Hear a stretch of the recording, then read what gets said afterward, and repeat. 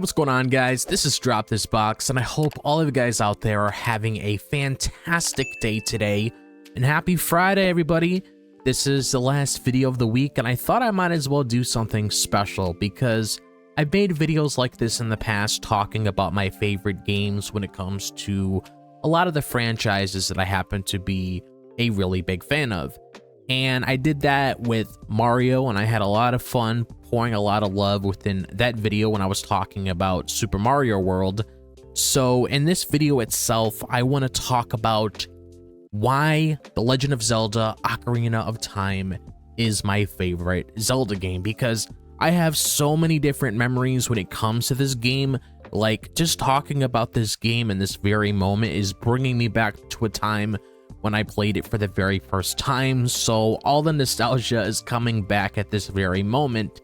So it's going to be super fun to just discuss my overall experience when it comes to this game. So I really do hope you guys enjoy this video, and if you guys have anything you want to say yourself when it comes to Ocarina of Time, if you guys have any experiences that you guys want to share with me as well, be sure to let me know down below. So I still remember the first time I played Ocarina of Time. I didn't really know what to expect going in, but the moment I saw that opening screen with Link riding Epona across Hyrule Field, I was hooked. There was something magical about how it pulled me in right away. The music, the visuals, the sense of adventure, it all felt so new and exciting. As I started playing, I felt like I was stepping into a completely different world. Kokiri Forest felt cozy and welcoming, but there was also this mystery about it, what laid beyond. I remember being so curious about the Great Deku Tree and feeling a mix of awe and fear when I entered my first dungeon. It was a game that made me want to keep exploring, no matter how nervous I was about what might be waiting around the corner. And one thing that stuck with me was how immersive it felt for the time. Everything from riding Epona from the first time to fishing at the lake made me feel like I was living in Hyrule. It wasn't just a game, it felt like a place I was part of. And when I struggled, like in the water temple, I couldn't stop playing because I wanted to see what would happen next. And looking back, that first experience was what made me fall in love with the Zelda series. Ocarina of Time wasn't just a game I enjoyed, it was a game that showed me how powerful and memorable video games could be. One of the most unique things about Ocarina of Time was how it mirrored my own sense of growing up. Starting as young Link in Kokiri Forest felt like being a kid again. Everything was colorful, fun, and full of wonder. But then when I pulled the Master Sword for the first time and saw Link as an adult, it hit me. This wasn't just a story about adventure, it was about change, responsibility, and stepping into a bigger world. I remember feeling a bit overwhelmed when the world turned darker after those 7 years. Seeing how Hyrule Castle Town was ruined and overrun by Redeads was honestly kind of scary. I felt like I'd lost something, like the carefree part of adventure was gone. But at the same time, it motivated me even more to take on Ganondorf and try to restore what was lost. The more I played, the more I appreciated how the game used Link's journey to reflect real-life growth. As a kid, I could relate to young Link's sense of wonder and curiosity, but as I got older, I understood adult Link's determination and the weight of his responsibility. It's a rare game that can resonate with you at different stages of your life, but Ocarina of Time did that for me. Even now, every time I replay the game, it reminds me of my own journey from childhood to adulthood. It's like revisiting an old friend who grew up alongside me. That's a big part of why this game feels so personal to me. And the dungeons in Ocarina of Time were some of the most memorable parts of my experience. Each one felt like its own little world, full of challenges, puzzles, and unique atmospheres. I remember feeling a sense of accomplishment every time I cleared one, especially the tougher ones. The Forest Temple was the first dungeon as adult Link, and it left a big impression on me. The eerie music and twisted hallways made it feel so different from anything I'd seen before. It was a perfect way to show that the world had changed and the stakes were higher now. Solving its puzzles and fighting the Post Sisters felt like a real test of everything I learned up to that point. Then there's the Water Temple. I know it gets a lot of hate, but for me, it was one of those love it or hate it experiences that I actually kind of loved. Sure, it was confusing and I got lost more times than I'd like to admit, but finally figuring it out felt like a huge accomplishment. I think it taught me patience even if I didn't realize it at the time. And of course, the Spirit Temple will always stand out to me. Switching between young Link and adult Link to solve the puzzles was such a cool mechanic, and it tied into the whole theme of growing up.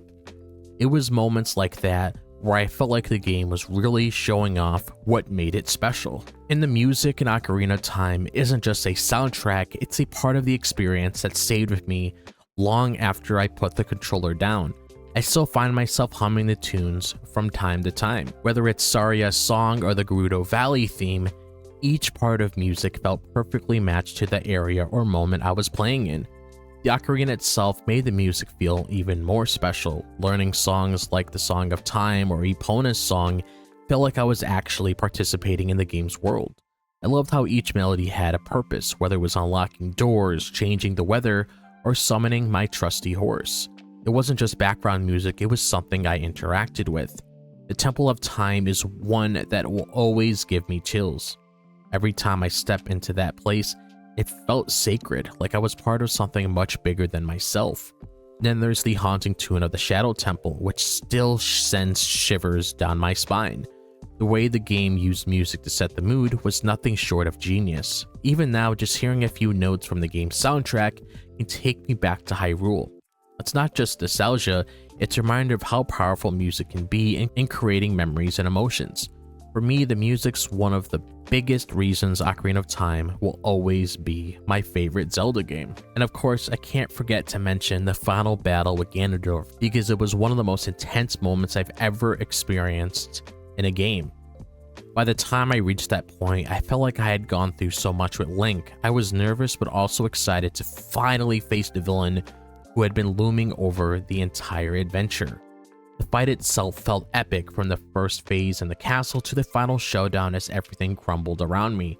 I still remember how my heart was racing as I deflected his energy attacks back at him, waiting for the perfect moment to strike. It wasn't just about gameplay, it was about everything I'd been building up to throughout the game. And then when Ganondorf transformed into Ganon, I was blown away. That moment felt like the ultimate test of everything I'd learned. The atmosphere, the music, and the sheer scale of the fight made it unforgettable. It wasn't just a boss fight, it was the culmination of my entire journey. When it was all over and Zelda and Link stood together as the world was saved, I felt this overwhelming sense of accomplishment. It was one of those rare moments where I wasn't just happy I beat the game, I was proud of what I achieved. That final battle is something I'll always carry with me, and it's a big part of why this game means so much to me.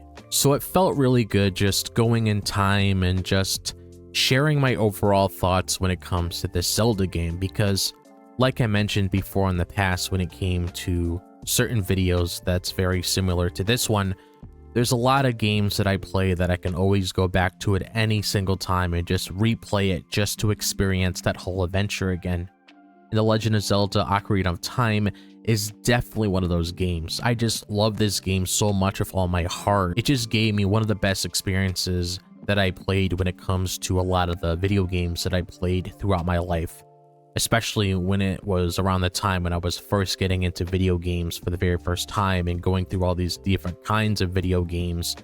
When it came to a lot of those ones that I played that really stood out to me, and The Legend of Zelda did everything so well that just made me want to come here today and just share my love for this game.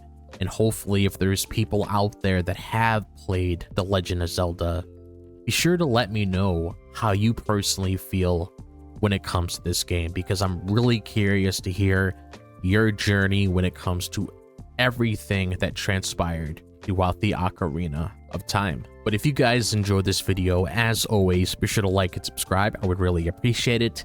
If you guys want to follow me on my social media, be sure to check out my Twitter, my Instagram, my TikTok, and my Facebook. All the links to those are located in the description below, so be sure to follow me on there. If you guys want to be notified whenever I drop a video on the channel, be sure to click on that bell below so you guys know exactly when a video drops on the channel. But other than that, I hope all the guys are having a fantastic day, wherever the day may be, if it's the daytime, the nighttime, or the evening. and I'll see you guys in the next video. As always, peace out.